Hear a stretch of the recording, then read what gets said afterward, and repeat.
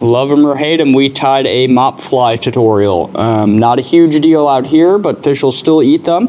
The Mop Fly still crushes out here, even though we don't have a ton of Craneflies. But there's a really cool chenille that Hairline has called Galaxy Mop Chenille that's got some sparkle in it, and we knew we just had to tie one. So it's a real easy tie. You can crank a bunch out. They work almost anywhere. So whether you love them or hate them, we tied one up as a tutorial, and you should give it a try. It's a great fly. So looking closely at this one here, this is your standard run-of-the-mill dirty Mop Fly.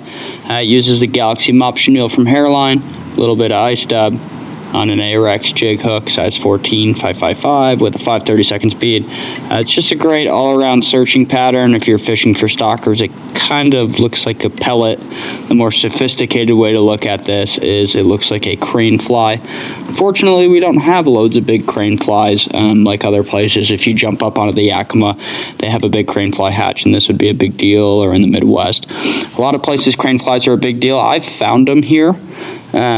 Seening around in the river, but not a whole lot. It's sort of exciting when I see a cranefly in my seed net, just because I don't see them a whole lot. We have really little craneflies, excuse me, but not real big ones like this. But nevertheless, it looks buggy. It looks like food. Mop flies get eaten. Hate them, love them. They work, and we're gonna tie one up. So the hook, like I said, is an ARX 555 jig hook number 14 with a slotted 5/32 speed in gold. And then this is Semperfly, their new classic wax thread, which is really sweet, in black. It's kind of like Danville's, but a little bit better. I like it a lot. We're gonna lay down a short thread base. Don't do what I just did, just to here. Just a little bit, just to keep that chenille from sliding around. This is a really, really easy fly. If you like listening to me talk, you're gonna have to go on to the next video, because this one's gonna be done in a second. The nice thing about this fly too is it's really quick and easy to tie. So if you lose them, it's not like you spend hours tying a couple of Mop Flies up. So we're gonna just lock that in real tight like this. You basically want it just so that the mop material is not sliding around the back of the hook, that's all.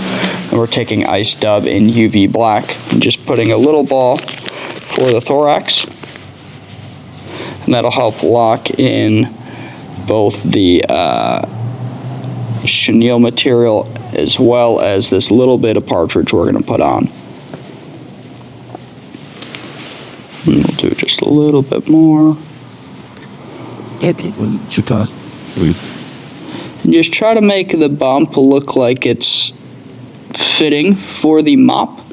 If you do too much, it looks weird. Too much is better than too little, I think, because it'll also get kind of bugged out, and it'll look really good with the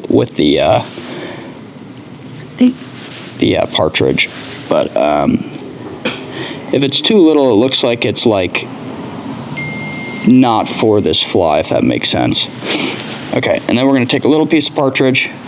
Partridge feather normally looks like this. We're gonna grab the tips here and pull them. We strip the back here, and then we are going to pull these back to prep it. This is how I do it. There's a lot of different ways to do it. This is what works for me. And then I hold it down like this. I pinch, and I pinch, and I pinch, and then I trim off this excess here, and then I will make sure the fibers look straight, and I will palmer this fly like so. And if you keep the fibers more straight, it looks a little bit nicer. I don't think the fish really care. The fibers are going to be getting blown around anyways, but we're going to make 1, 2 wraps just to lock everything in. Trim the quill off the back. We're going to take another little tiny touch of ice dub, this time just a little bit, just to kind of knock those fibers back like this. And boom, done. And now you have a dirty little Mop Fly. We're going to have to trim the body down just a little bit, but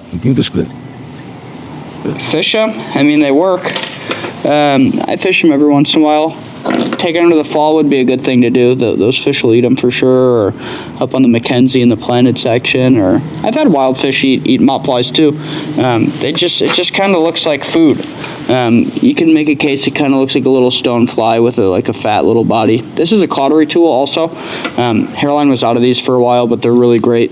They basically just melt things, so it melts the end of the chenille so you don't have to glue it. And you can tell it kind of burns it a little bit and gives it a tapered look.